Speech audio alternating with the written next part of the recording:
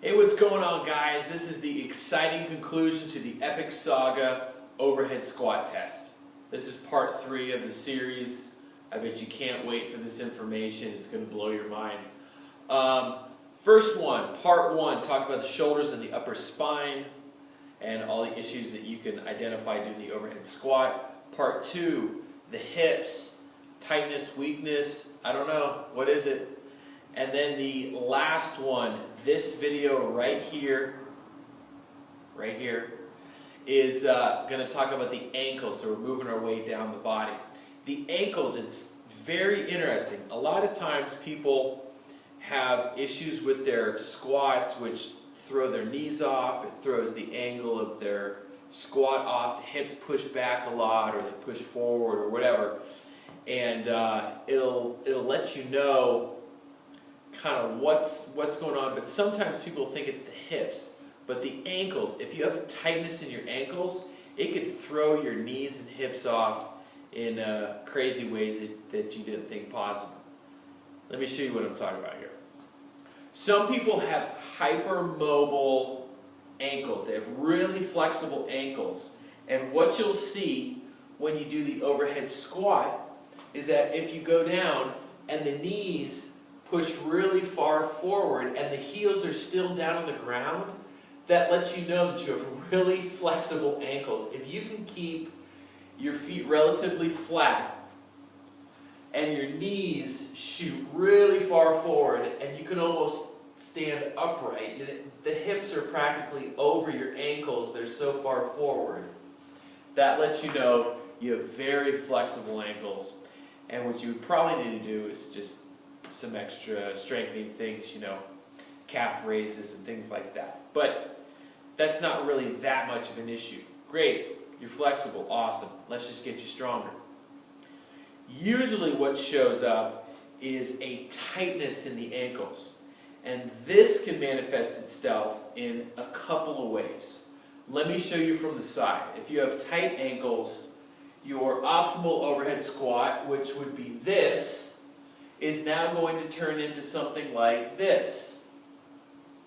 The knees can't go forward because the calves, if I was going to stretch my calves, allow my knees to go forward.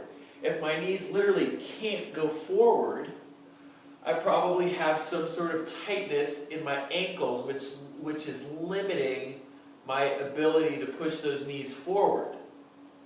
So if I'm limited, I'm going to tilt forward like this. The hips are going to shoot back, and my knees can't go forward. That's what it looks like from the side. From the front, it can actually show itself up as this. So remember in the last video, in part 2, I showed you that if you have a weakness or a tightness in your hips, that could show up as the knees starting to bow in. What could also happen is that if we don't have the flexibility in the ankles, the knees can't go forward. So to allow the knees to go forward, we have to kind of roll in on the arches. The arches have to break down to allow any sort of flexibility to get down. I see it a lot of times where the feet are turned out and then the feet roll in, and that's the only thing that allows any sort of range of motion. And so when you're doing any sort of squat, the arches break down, which lets the knees go forward, but you get into this really precarious position.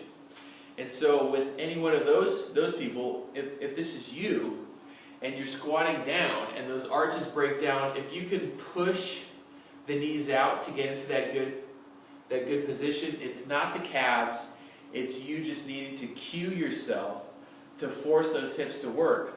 But if that is really difficult to do and those knees are still shooting forward, I would test yourself to see how far you can actually push your knee past your toes while keeping your heel on the ground. And so that's what's going on with the ankles. It can either force your hips really far back, or it could force your knees in. Either way, you need to stretch your calves to allow yourself to push those knees forward.